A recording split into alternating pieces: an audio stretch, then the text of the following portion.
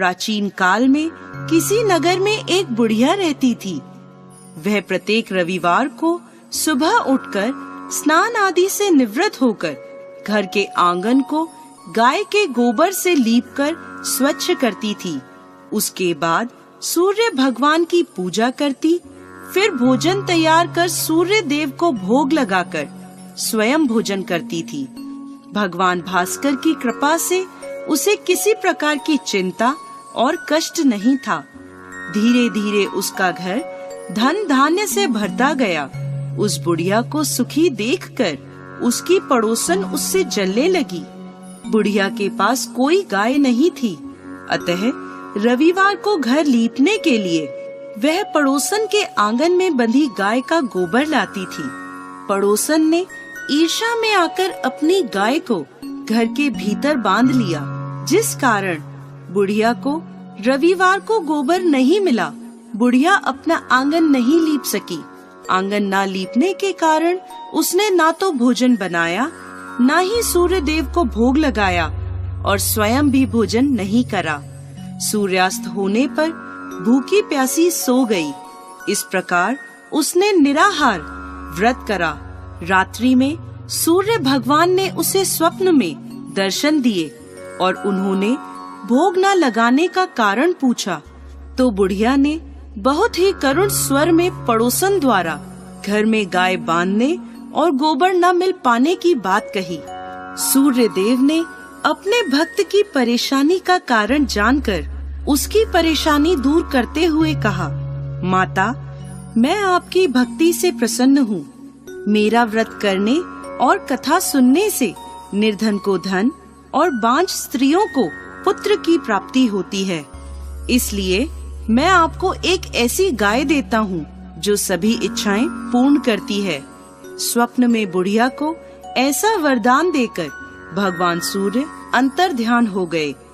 प्रातः काल सूर्योदय से पूर्व उस बुढ़िया की आँख खुली तो अपने घर के आंगन में एक सुंदर गाय को देखकर वह हैरान हो गई।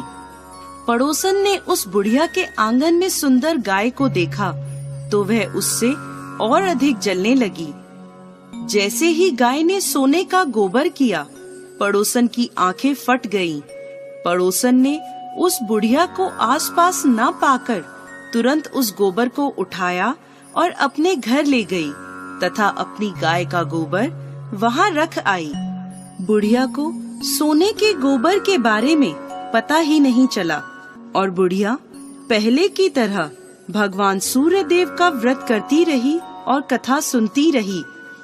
पड़ोसन की चालाकी देखकर एक दिन सूर्य भगवान ने तेज आंधी चलाई, जिसके कारण बुढ़िया ने गाय को घर के भीतर बांध लिया।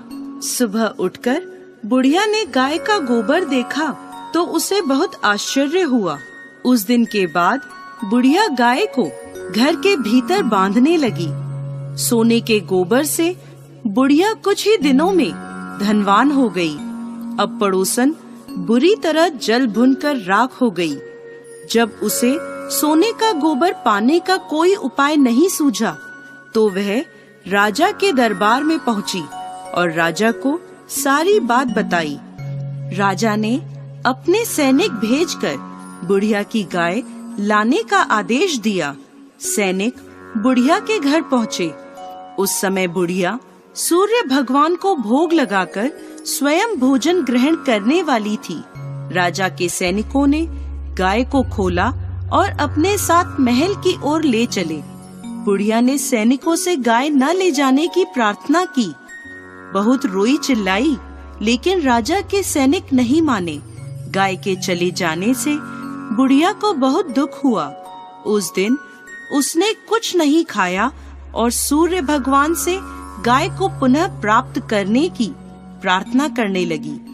दूसरी ओर राजा गाय को देखकर बहुत खुश हुआ और सैनिकों से बोला, इस सोने का गोबर करने वाली गाय को गौशाला की जगह मेरे कक्ष में बांधा जाए। सुबह जैसे ही राजा उठा, सारा महल गोबर और बदबू से भरा देखकर राजा घबरा गया। उसने सैनिकों से गंदगी साफ करने को कहा परंतु गोबर साफ ही नहीं हो रहा था। जितना साफ करते वह उतना ही फैल जाता। यह देखकर राजा क्रोधित हुआ और उसने पड़ोसन को राजमहल में बुलवाया और उसे दंडित किया। इसके बाद राजा ने तुरंत बुढ़िया को महल में बुलवाया और उससे क्षमा मांगते हुए सम्मान सहित गाय लौटा दी। तत्पश्चात राजा के महल से सारी गंदगी दूर हो गई। तब बुढ़िया ने राजा को रविवार के व्रत की और भगवान भास्कर द्वारा गाय दी जाने की सारी बात बताई। राजा ने अपने राज्य में घोषणा कराई कि सभी स्त्री पुरुष रविवार का व्रत